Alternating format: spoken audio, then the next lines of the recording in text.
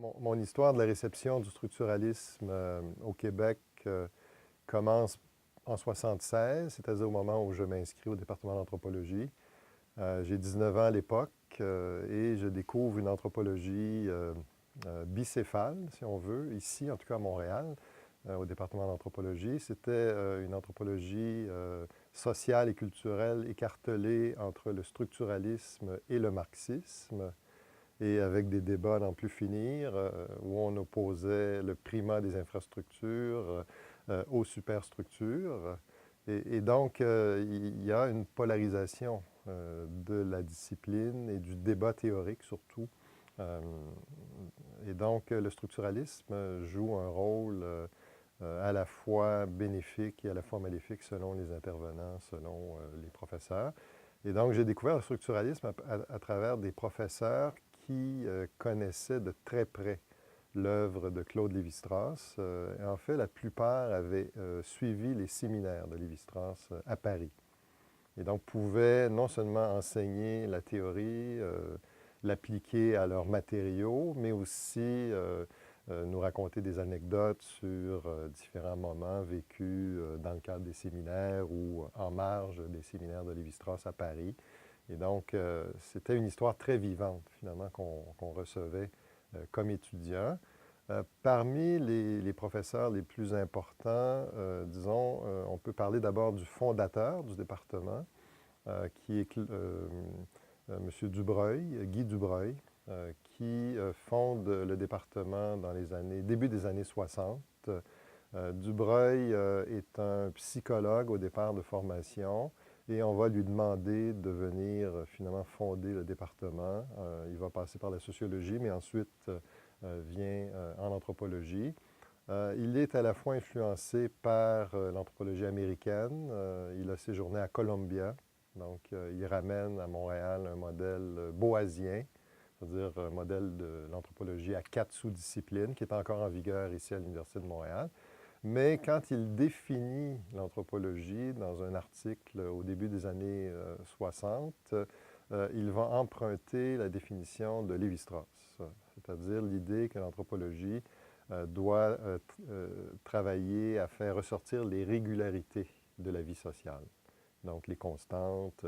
Et donc, il définit véritablement l'anthropologie à partir du structuralisme et il va engager plusieurs professeurs qui vont être directement influencés par le structuralisme.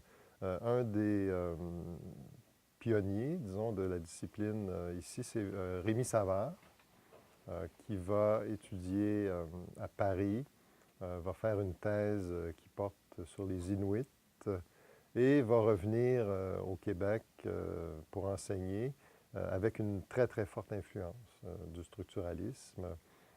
Et il va s'intéresser à la mythologie des Inuits de la côte nord du Québec. Va travailler dans plusieurs communautés. Et il va enseigner, disons, une anthropologie postcoloniale, on pourrait dire, c'est-à-dire qui prend en compte l'insertion des sociétés autochtones dans un univers de colonisation. Et pour lui, la mythologie, c'est un matériau qui est tout à fait actuel, qui n'est pas du tout un matériau qui reflète le passé, une idéologie désuète. Au contraire, il va argumenter très vigoureusement et dire que finalement la mythologie, c'est un matériau que les Autochtones utilisent pour penser leurs conditions présentes et penser leur relation aux colonisateurs. Donc, il va développer ça dans plusieurs travaux. Au moment où moi je suis au bac, il va publier plusieurs ouvrages considérés comme aujourd'hui des classiques consacrés aux décepteurs Carcajou, par exemple. Et il va également publier un ouvrage qui s'intitule Le rire précolombien dans le Québec d'aujourd'hui, où il décrit un récit qu'il a recueilli dans une communauté qui s'appelle la Romaine, sur la côte nord. Il va rencontrer les Inuits au moment où ils viennent de se sédentariser, donc ils sont sous la tente, et il reçoit un long récit en langue Innu d'un informateur âgé qu'il va transcrire, traduire en français et analyser en disant que c'est un récit extrêmement original, qui provoque le rire et qui pense finalement la relation des Inuits au monde euro-canadien, euro-québécois. Donc une analyse extrêmement intéressante et très actuelle de ce récit, de ce mythe Innu. Et on va apprendre quelque temps après que finalement le récit en question est une traduction Innu d'un conte français. Hein? Ce conte français, c'est Jean le Sot, donc qui a été reçu par les Inuits, qui l'ont parfaitement intégré à leur littérature orale, vont ensuite le traduire et Rémi Savard le reçoit en langue Innu, sans immédiatement le reconnaître comme littérature de sa propre société, finalement, mais tout à fait intégrée par les Inuits. Donc, une leçon extrêmement importante qui, moi, en tout cas, m'a beaucoup servi pour penser effectivement tous les matériaux ethnologiques que je travaille encore aujourd'hui. Un autre professeur qu'on peut mentionner qui a été extrêmement important aussi dans l'enseignement du structuralisme à l'Université de Montréal, c'est Jean-Claude Muller, qui est un africaniste qui a travaillé dans au moins 2 contextes importants, chez les Rokuba au Nigeria et chez les Di du Nord Cameroun. Et Jean-Claude Muller également avait suivi les séminaires de Lévi-Strauss à Paris au moment où Sebag, entre autres, présentait des matériaux mythologiques au séminaire. Et donc, il va, lui, intégrer le structuralisme dans son enseignement et l'aborder à travers des matériaux africanistes. Donc, d'abord, au niveau de la parenté, parce que Muller est à l'époque le professeur qui enseigne la parenté. Et donc, on reçoit de première main toute cette théorie de la parenté qui a renouvelé le structuralisme de Lévi-Strauss. Et ensuite, il va appliquer les mêmes approches sur des matériaux de type politique et sur des matériaux de type économique. C'est-à-dire qu'il va travailler sur les rapports de transformation des systèmes politiques du haut plateau nigérian, où il va situer les Rokuba par rapport à plusieurs autres groupes du haut plateau et montrer qu'en fait, pour comprendre certains phénomènes politiques, il faut les situer dans les rapports de transformation que ces matériaux possèdent avec d'autres systèmes. Et donc, il va faire une espèce de démonstration régionale, une application régionale du structuralisme à des matériaux non seulement de parenté et de mythologie, mais il va étendre la démonstration au système économique et au système politique. Et donc, il montre d'une certaine façon, en fait, la leçon que moi j'en ai tirée, c'est la force de cette méthode qui permet d'arriver à des comparaisons extrêmement raffinées, extrêmement précises, et qui permettent de donner sens à des matériaux qui, en apparence, en ont pas ou très peu, qui interprétés localement, vont demeurer très pauvres en termes sémantiques, mais dès qu'on les inscrit dans des rapports de transformation d'envergure régionale, on arrive à une compréhension beaucoup plus intéressante de ces matériaux. Donc, je dirais que Muller a été probablement le plus grand promoteur de la méthode structurale au département, celui qui non seulement l'enseignait, mais surtout l'appliquait de façon très, très précise à des matériaux très, très variés. Et donc, il s'intéressait non seulement à l'Afrique, mais à l'ensemble des régions du monde. Donc, j'ai pu discuter avec lui très souvent de matériaux sud-américains, par exemple, ou nord-américains. Donc, une application très large du structuralisme. Donc, parmi les autres professeurs de l'Université de Montréal, parce qu'en fait, le structuralisme débordait les frontières du département, je pourrais mentionner l'importance de la contribution de Luc Racine, qui était, lui, professeur au département de sociologie, maintenant décédé depuis quelques années. Luc Racine qui s'intéressait aux dimensions plutôt formelles du structuralisme, c'est-à-dire aux régularités qu'implique, par exemple, la formule canonique que Lévi-Strauss avait proposée dès les années 50 concernant l'analyse des mythes. Et donc, Luc Racine s'est beaucoup intéressé à cette formule avec quelques-uns de ses étudiants. Quelqu'un, par exemple, comme Alain Côté, qui avait travaillé longuement sur la formule canonique. Et Luc s'est intéressé également de façon très approfondie à tout ce qui relève de la théorie de l'échange, du don et de l'échange, qui sont au cœur du modèle lévi-straussien. Et donc, on a, à travers ces travaux, une volonté d'expliquer, d'approfondir l'explication de ces approches, tant de la formule que de la théorie de l'échange et du don.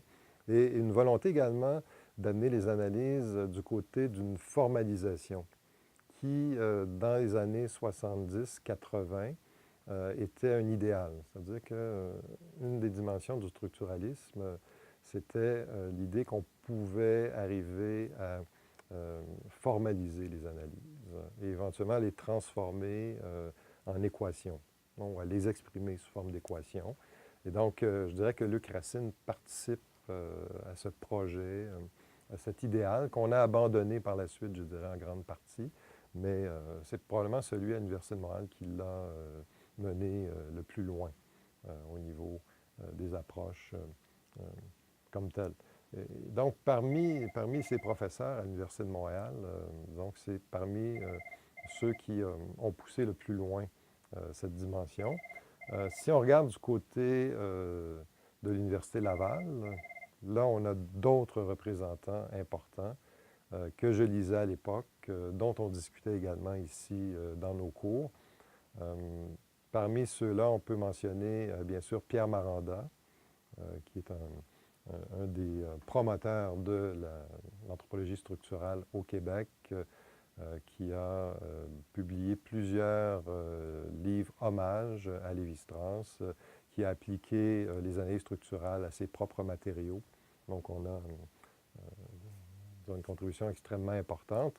Maranda s'est également beaucoup intéressé à la dimension plutôt formelle des analyses de Lévi-Strauss, à la formule canonique sur laquelle il a publié. Il a édité un ouvrage collectif sur la formule canonique. Donc ça, c'est un des grands promoteurs. Un autre que je retiendrai, Yvan Simonis, qui également a beaucoup contribué à la vulgarisation de l'œuvre de Lévi-Strauss et à son enseignement, qui est l'auteur d'un ouvrage, je dirais, majeur, qui s'intitule Lévi-Strauss ou la passion de l'inceste, où il présente l'œuvre de Lévi-Strauss d'un point de vue polémique et tente finalement de montrer son importance dans la compréhension des phénomènes humains et de la parenté en particulier. Il a appliqué également les approches structurales à des matériaux iroquois. C'est des textes qui m'avaient beaucoup intéressé à l'époque.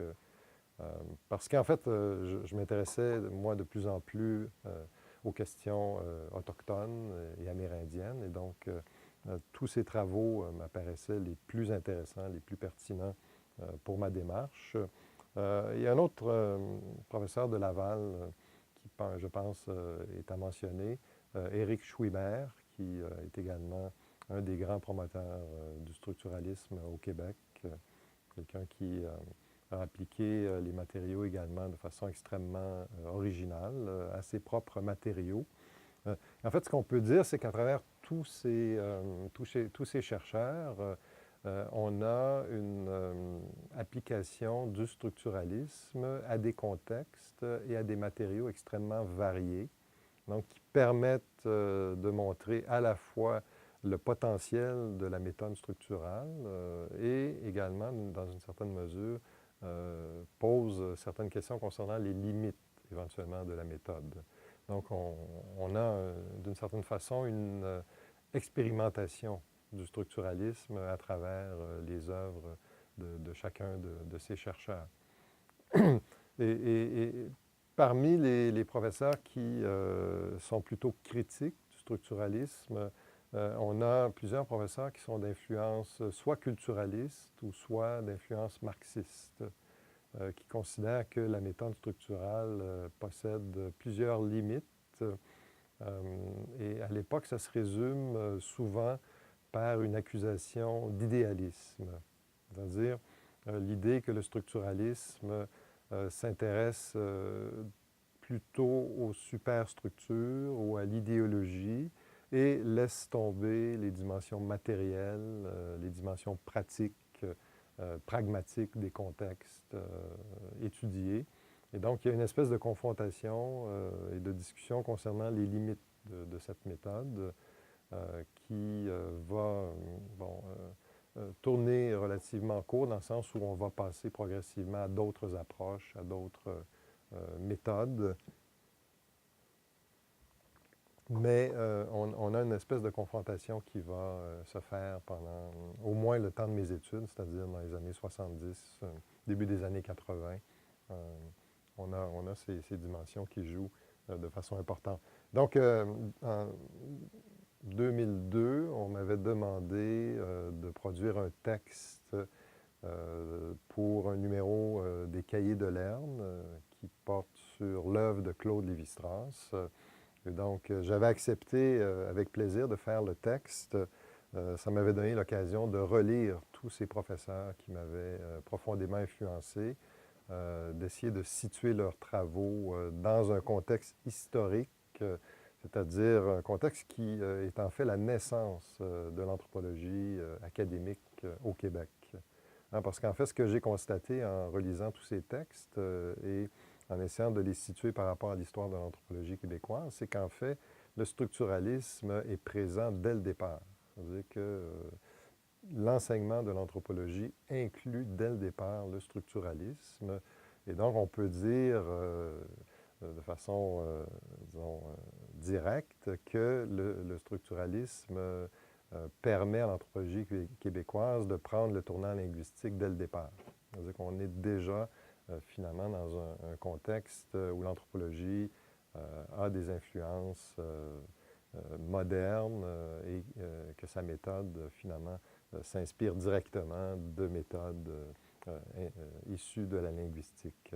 Et en fait, ce que je constatais en lisant ça, c'est que, en lisant ces auteurs, c'est que on a une anthropologie structurale qui va inspirer énormément de travaux de recherche au niveau des maîtrises, au niveau des doctorats. Là encore, on aurait un inventaire à faire, c'est-à-dire qu'il faudrait revoir tous ces travaux inspirés par des gens comme Jean-Claude Muller, Rémi Savard, Rick Schumer, Pierre Maranda, etc., pour faire la somme, finalement, des influences et de l'impact du structuralisme au Québec en particulier. Donc, et en fait, on pourrait aussi regarder l'influence de Lévi-Strauss dans d'autres disciplines que l'anthropologie. Donc, peut-être ça pourrait faire l'objet éventuellement d'une autre discussion, mais je dirais que le structuralisme de Lévi-Strauss déborde de loin le contexte des départements d'anthropologie ou de sociologie, en ce qui concerne Luc Racine, puisqu'il a été prof au département de sociologie de l'Université de Montréal. Mais il y a une influence extrêmement large du structuralisme dans des domaines comme la musique, par exemple, comme l'art, etc. Donc, il faudrait peut-être éventuellement faire des recherches pour étendre cette histoire de l'influence de Lévi-Strauss au Québec.